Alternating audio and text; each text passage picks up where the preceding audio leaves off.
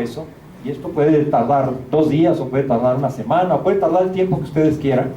Ustedes tienen que definir qué plan de acción, qué demandas ustedes van a plantear, y por consiguiente, qué plan de acción van ustedes a plantear también de nuevo. Generalmente lo que ocurre es que uno no avienta el escopetazo más fuerte primero. Uno dice, bueno, vamos a hacer primero un evento, un meeting en el patio a la hora del recreo o lo que sea. Luego vamos a hacer esto, luego, es decir, que vaya creciendo de tal manera que se pueda anticipar por parte de los responsables, pues qué es lo que viene, y que puedan actuar en el sentido de allanarse a las demandas cuando lo vean así conveniente. ¿Cree que sí vale la pena los movimientos estudiantiles, los paros de las normalistas? ¿Qué piensan?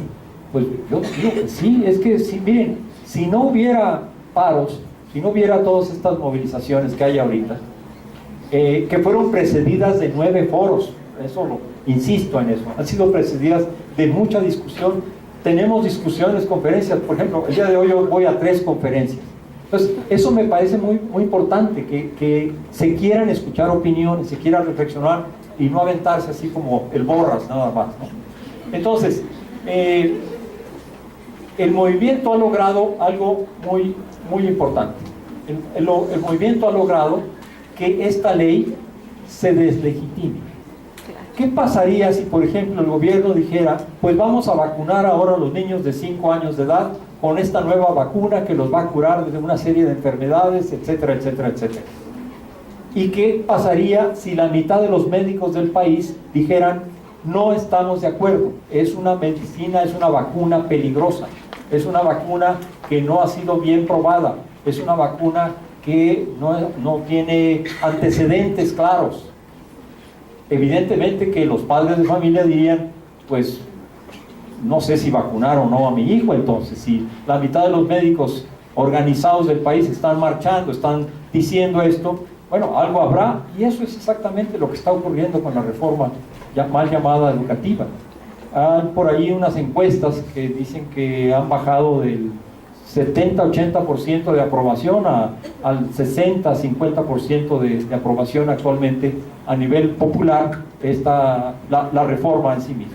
Pero además hay argumentos muy contundentes. Cuando nosotros hablamos, por ejemplo, de lo que va a causar en el clima de las escuelas, estamos diciendo cosas que la misma ley dice, y en ese sentido nosotros tenemos, es decir, me refiero a nosotros en conjunto, tenemos más argumentos que los que tienen los del otro bando. Por ejemplo, ustedes no ven desplegados con firmas de investigadores de la educación, de centros universitarios, de personalidades pues del campo educativo que estén a favor de la reforma. No salen esos desplegados, no los ven, y esa es una señal muy importante. No solo lo que se ve, sino lo que no se ve, y es que no hay un apoyo muy claro. Los gobernadores de los estados no han firmado un desplegado todos juntos en donde digan, maravilloso, esta reforma es maravillosa. No, porque les está generando tales problemas a nivel de cada estado, o piensan que se los va a generar, que más bien prefieren callar. Entonces, es una reforma que no tiene mucha legitimidad. Salió un desplegado, eso sí, que el 14 de mayo del 2013, en la jornada, en la página 13, que se llama, dice, Juntos por la Educación. Los mexicanos, a través de las organizaciones de la sociedad civil y redes ciudadanos, manifestamos que la reforma educativa aprobada es el primer paso para contar con un sistema educativo de calidad que construya equidad social y oportunidades para nuestros niños y jóvenes. 2. Respaldamos a las autoridades para seguir adelante en su implementación y trabajaremos en conjunto para llevarla al salón de clases. 4. Las clases no deben suspenderse nunca. 5. Los bloqueos y actos de violencia son inaceptables, etc.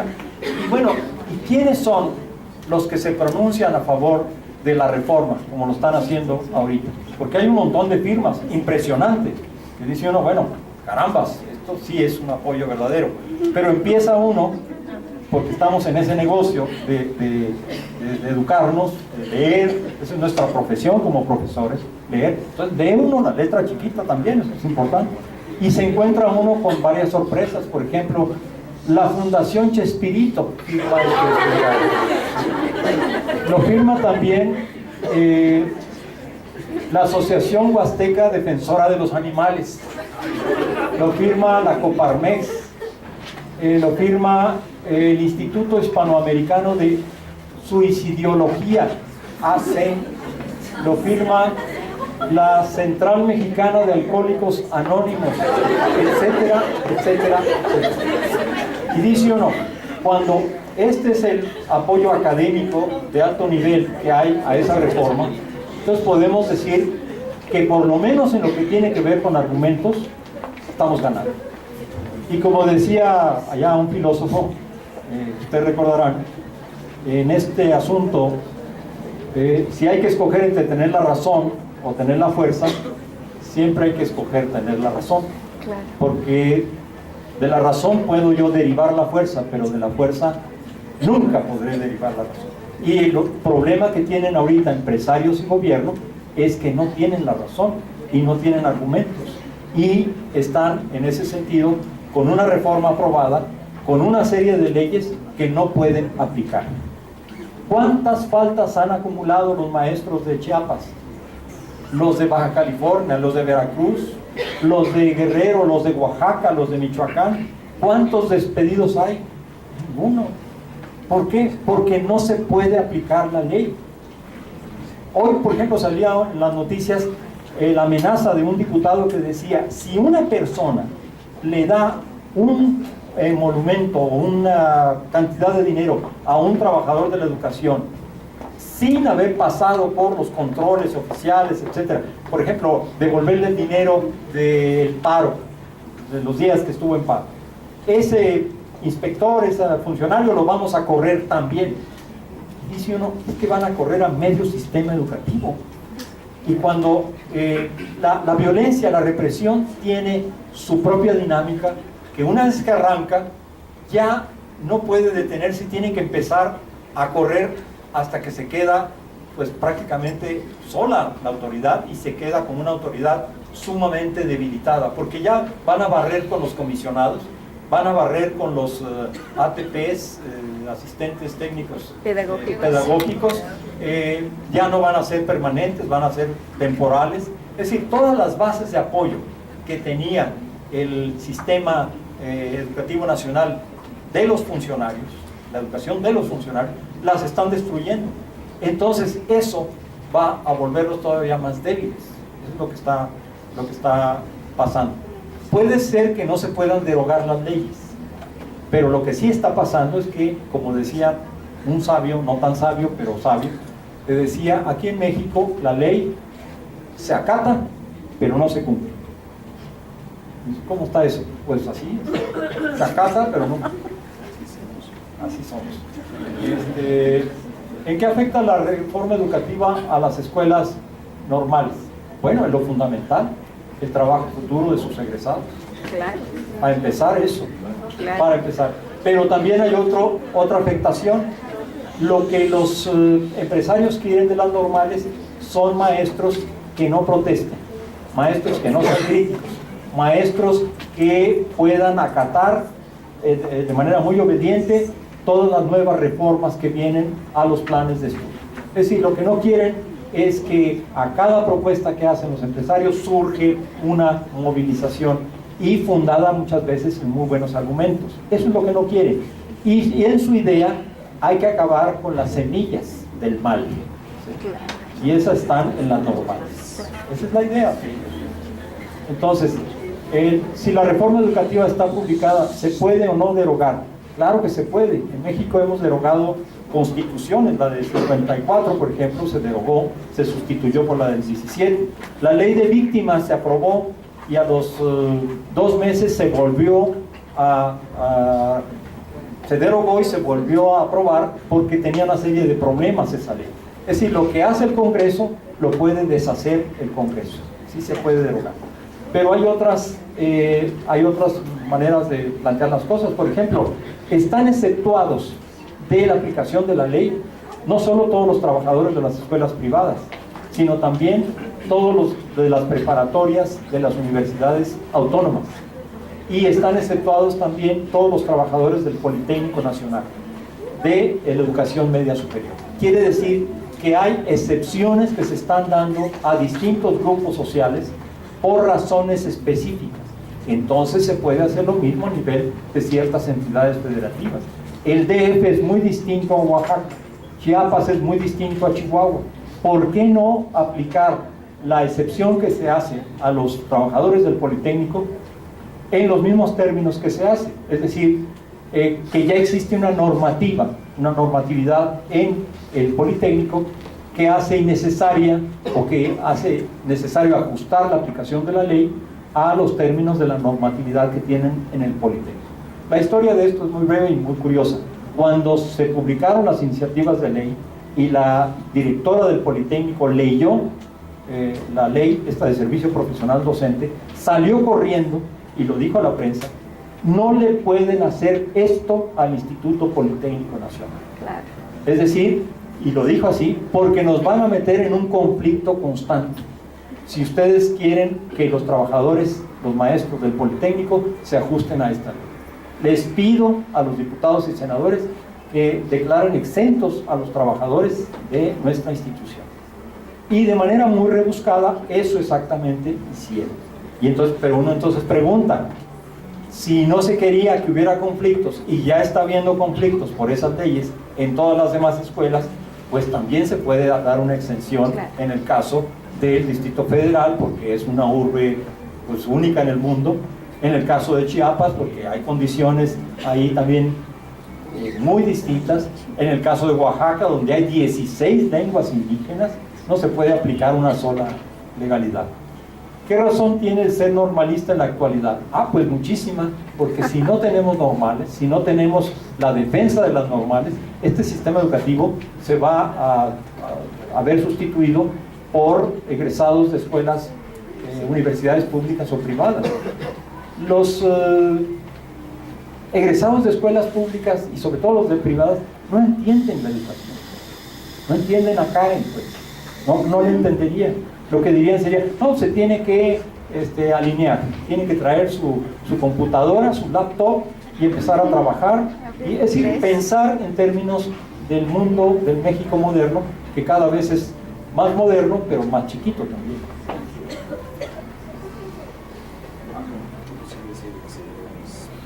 Hay escasez de papel.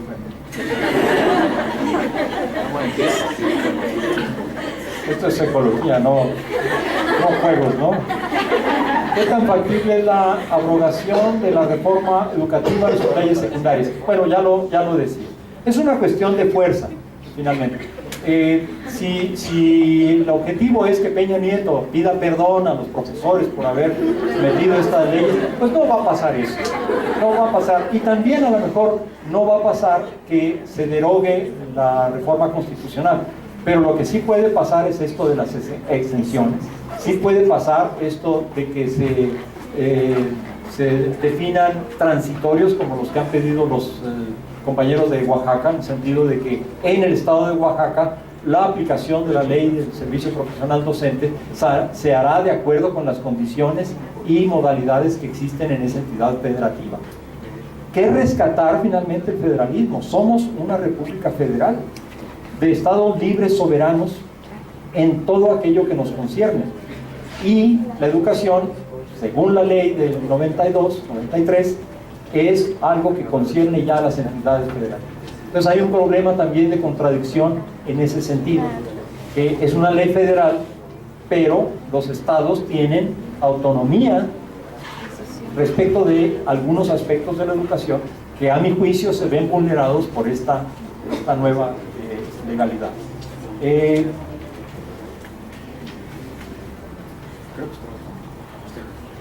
Pues les agradezco muchísimo, son todas las preguntas y un placer estar aquí con ustedes el día de hoy. Muchas gracias.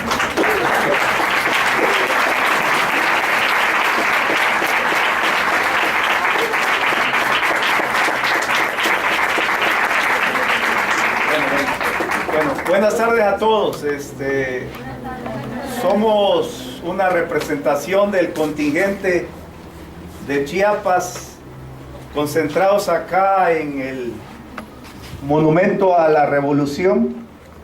Hemos venido dando seguimiento a las aportaciones del doctor Hugo Aboites en diferentes eventos en el marco nacional con referencia a la reforma educativa.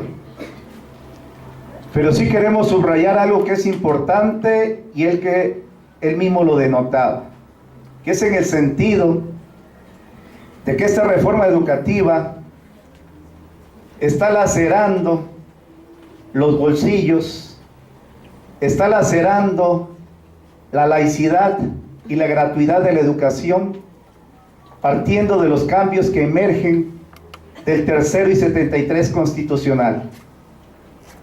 Pero sobre todo, subrayar en este momento que se está acabando con el normalismo nacional, con algo que tiene historia, que tiene trascendencia y que ha vivido una infinidad de planes y programas de estudio, y que a todos nos queda claro, muchos a los 32 años de servicio, que el gobierno no es capaz de crear unos planes de estudios, una metodología, una estrategia de enseñanza acorde a la que requieren nuestros alumnos.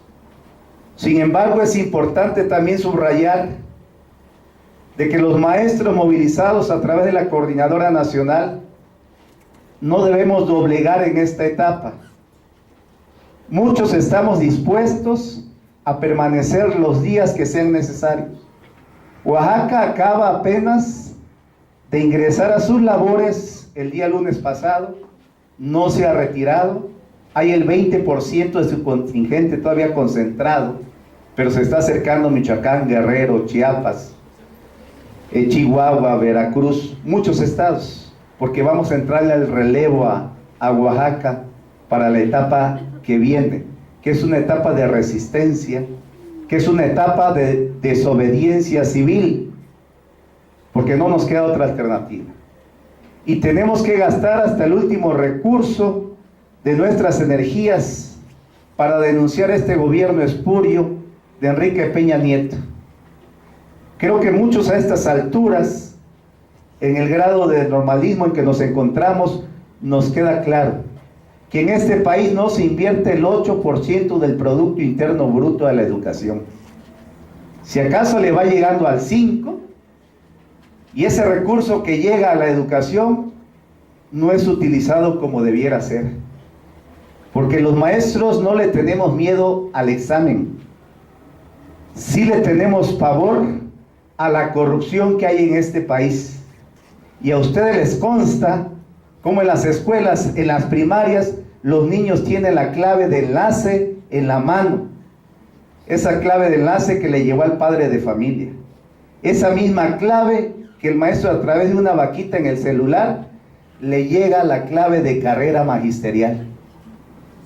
Y llegan las claves también de los exámenes de admisión y de nuevas plazas a nivel nacional, así sea el propio concurso nacional a Alianza. Y esto nos consta a todo mundo, nada más que a veces no lo queremos expresar. Aparte de denunciar esa parte, tenemos instancias todavía donde acudir. Ante la Comisión Interamericana de Derechos Humanos, como lo empiezan a hacer los compañeros del ESME. Si ustedes lo ven por la calle, tienen 4 años de resistencia sin empleo, vendiendo bolis, vendiendo aguas frescas, haciendo instalaciones eléctricas, pero los compañeros del ESME resisten. ¿Por qué no dejar en evidencia a este gobierno espurio ante la Organización Internacional del Trabajo? Aunque son organizaciones o instituciones de orden gubernamental o que se sirven o se apoyan en ellos, nosotros vamos a acudir a esa instancia para dejar en evidencia a este gobierno. Porque si Panamá y Chipre han podido dejar en evidencia a sus gobiernos, o como los puntos que se señalaban con anterioridad por el doctor Aboites, entonces sí hay elementos de cómo entrarle a esta parte. Pues nos encontramos en un dilema los maestros. ¿le entramos o no a los amparos? El entrarle a los amparos nos lleva a que se complica la derogación del tercero y 73, sin embargo lo estamos revisando. Estamos revisando la concentración del mayor número del contingente a la Ciudad de México y estamos revisando también si se aceptan las mesas en cada uno de los estados. Y eso nos mete en gran controversia con nuestros propios compañeros, con nuestras bases en nuestros estados. Sin embargo, también hay que mencionar algo. No es nada más la reforma educativa que estamos viviendo. Hay una serie de reformas estructurales que al rato ustedes van a decir, ah bueno, conseguí mi plaza, pero hoy voy a esa escuela por 4 horas y me van a pagar 28 pesos o 40 pesos por esas 4 horas, pero a lo mejor mañana voy a ir por 2, pasado mañana voy a ir por 7 y a lo mejor el próximo lunes nos tocan 8, pero entre 15 días 3 horas. Así se va a ejemplificar la reforma laboral que hay en este país, donde vamos a ser subempleados, donde con 50 pesos cuando mucho al día por parte de nuestro salario diario vamos a pagar teléfono, agua, luz, educación, salud, renta. Y yo les pregunto, ¿les va a alcanzar eso para sostener a una familia? A eso estamos destinados. Con esta reformas estructurales, laborales, educativas. ¿Y qué me dicen de la hacendaria fiscal? ¿Qué me dicen de la energética, donde los destinos de Pemex están de por medio para los grandes transnacionales otra vez? Pemex va a seguir siendo cada vez menos de los habitantes de este país. Revisen las marcas de los aceites, revisen qué transnacional paga impuesto y si paga energía eléctrica. Eso lo pagamos nosotros los pobres, la clase trabajadora. Entonces los queremos exhortar, jóvenes. La Coca-Cola de San Cristóbal de las Casas Chiapas tiene una embotelladora que prácticamente cubre todo el estado. ¿Y saben cuál es su aportación mensual? 25,000 pesos para todo lo que genera energía eléctrica, agua potable y demás. Con lo que vamos a vivir, jóvenes, también van a venir las reformas al 27, al 28 constitucional. No vamos a ser dueños de nuestros ríos, de nuestros mares. Van a seguir saqueando con mayor abundancia la materia prima de este país, como lo hicieron los conquistadores hace muchos años.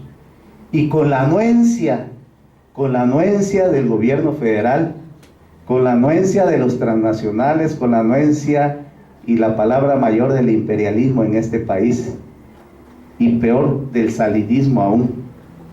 Si no despertamos de esa parte, jóvenes, creo que no vamos a ser capaces de hablar con la verdad a nuestros alumnos, a nuestros padres de familia, o sobre todo cuando estemos enfrente a las autoridades del lugar donde vayamos a trabajar, un agente municipal, un comisariado ejidal o el presidente del Consejo de Vigilancia, que a veces no lo conocemos porque vivimos en la ciudad, pero cuando se va a trabajar al campo, cuando se vive en el campo, sí se conoce todas esas partes, esas instancias, y gracias a esas partes, a esas instancias, el movimiento magisterial está vivo, porque nuestros padres de familia nos empujaron a que viniéramos a luchar porque nuestras escuelas no van a ser tomadas por los interinos que quiere la autoridad educativa robarnos el espacio. Por eso estamos firmes y esperamos también esa firmeza de ustedes. Hasta la victoria siempre.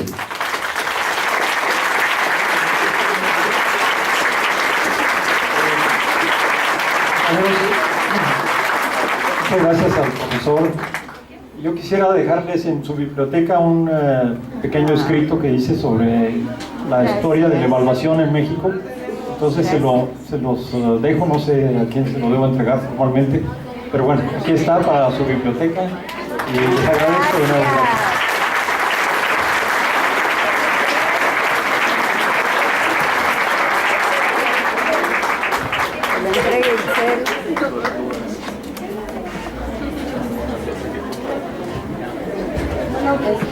Bueno, a nombre de Movimiento Estudiantil de la Normal de Especialización, le entregamos un reconocimiento. Le agradecemos mucho el haber estado hoy con nosotros. Fue un placer.